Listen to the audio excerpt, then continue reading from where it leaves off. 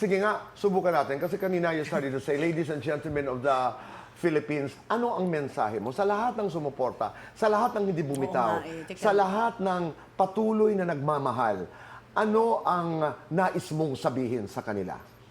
Ayun nga, lahat naman pwede magsimula ulit. May speech ka talaga na Hindi hinanda? naman. Okay. Ano lang, may friend, may nag-advise. Hindi.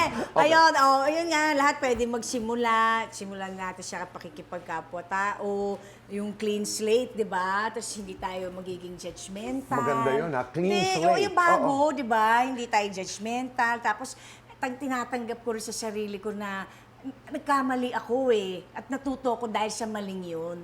Yung alam mo yun, hindi dahil sa Hindi mali doon sa kaso, ha? Iklaro mo yan. Hindi sa buhay na to, sa lahat. Marami tayong mali. Lahat naman nagkakamali. Oo. Yun, nagkamali ka. Pero hinahanap mo kung paano ka matututo na mag-isa. So, ang maganda dapat, meron tayong natututo din.